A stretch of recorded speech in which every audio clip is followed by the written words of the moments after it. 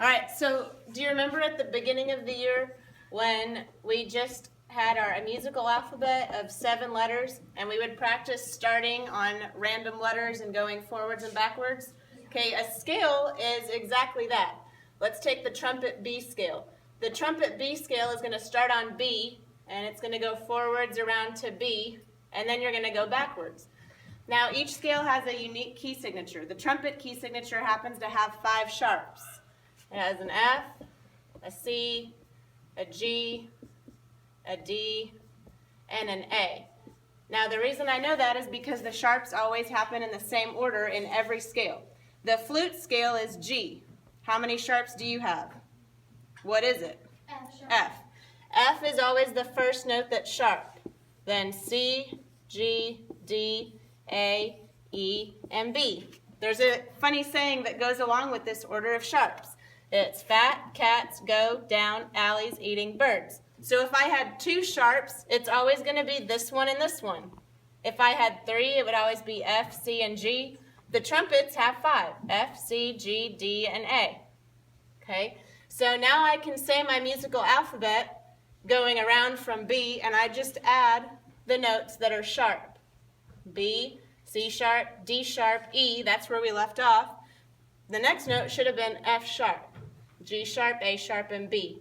And then you can go around backwards. They have 1 sharp. Now, how you memorize how many sharps a scale has, a lot of that is just memorization. Okay, there are more tricks that we can tell you later, but right now you just have to memorize. My G scale has 1 sharp. Well, if I go to my silly saying, 1 sharp has to be F sharp.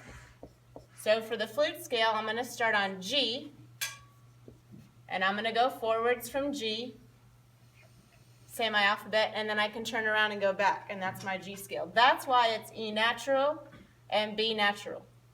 Okay? Now, let's do an example of a scale with flats. Okay.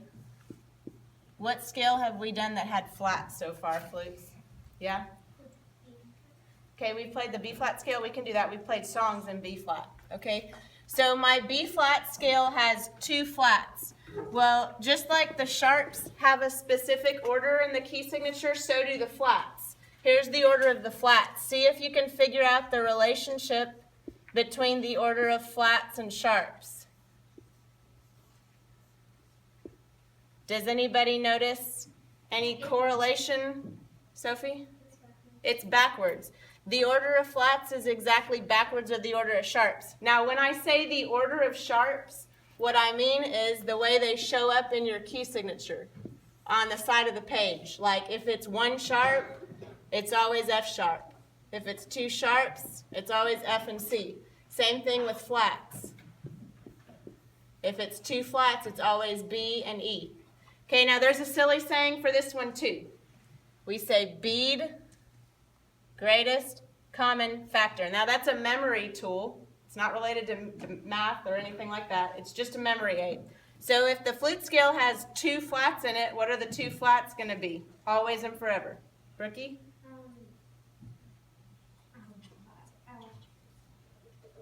Okay, does anybody know, using my little diagram here of order of flats, if there are 2 flats in a scale, you don't know what scale it is even, but does anybody know, using this, what the 2 flat notes would be? Brianna? Yeah, it would be B flat and E flat. It'd be the first 2. So the B flat scale starts on B flat, goes around that way, and it has a B flat and an E flat.